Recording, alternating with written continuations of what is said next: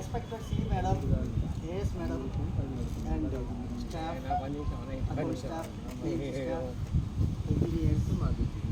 Today, we gathered here to celebrate the state function of Telangana Day formation, Telangana formation day. ఇంతకు ముందు సందర్భాల్లో ఎన్నో సందర్భాల్లో తెలంగాణ ఎలాగొచ్చింది చెప్పి చాలా డీటెయిల్గా చెప్పిన అందరికీ. డీటెయిల్ అంటే చాలా డీటెయిల్. ఎందుకంటే శిరీష వాళ్ళ కూతురు అమ్మాయి ఉండేది అనమాట. నేను చెప్పింది విని సార్ నాకు తెలిసి తెలిసి సార్ చెప్పింది అనమాట. కాబట్టి కొత్తగా చెప్పాల్సిన అవసరం లేదు. తెలంగాణ ఉద్యమం ఎలాగ ప్రారంభం అవుతుందంటే ఫస్ట్ ఉద్యమం అంటే ఏంటి? స్వేచ్ఛ ఉండాలి. స్వేచ్ఛ తర్వాత ఏంటి? స్వయం మర్యాద. తర్వాత ఏంటి? మనకు భద్రత. తర్వాత ఏంటి? మన ఐక్యమత్యం కావాలి. మనకు ఐక్యమత్యం పెద్దగా అవసరం లేదు. వ్యక్తిత్వం అన్నమాట. ఇది అన్నీ ఎప్పుడు మనం కోల్పోతామో అప్పుడే మనం ఉద్యమాలు మొదలుపెడతాం. అంటే ఏంటి? తిరుగుబాటు అన్నమాట.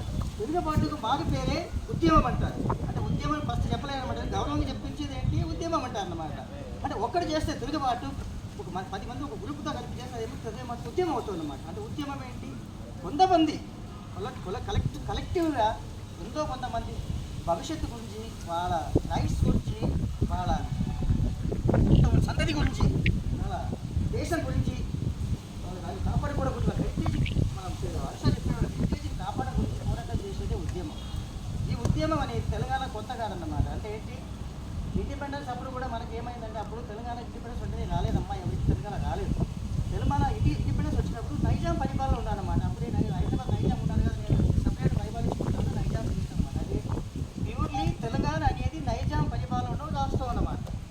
తర్వాత సర్దార్ వల్లభాయ్ పటేల్ గారు ఏం చేశారంటే, తెలంగాణ నైజాంని ఓడించి ఆయన ఏం చేశారు? ఇండియాతో తెలంగాణ విలీనం చేశారు. ఆ రోజే ఈ తెలంగాణ వాళ్ళకి ఏమో ఇష్టం లేదు. మేము ఉంటామా డక్కన్ వాళ్ళంటే మేమేమో హైదరాబాద్ మేము నైజాంతో ఉంటామని చెప్పి ఒక తీరులో ఉన్నారన్నమాట. తర్వాత ఏమైంది? తర్వాత ఈ రాజకీయాల ఒత్తిడి వల్ల ఏమైందంటే, ఈ తెలంగాణ, కోనసీమ, ఆంధ్ర ఈ 3 కలిపి ఏపీ యూనియన్ స్టేట్ ఫామ్ చేశారన్నమాట.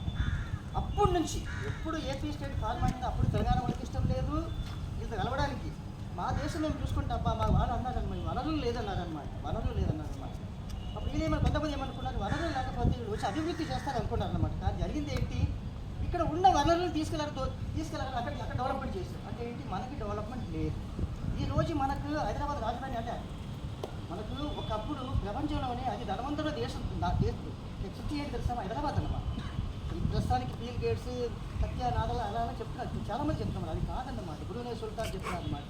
ధనవంతుడు ఉన్న స్టేట్ ఉన్న సిటీ ఏంటంటే హైదరాబాద్. ఇప్పుడు కూడా హైదరాబాద్లో ఉన్న వాళ్ళందరూ ధనవంతులు అన్నమాట.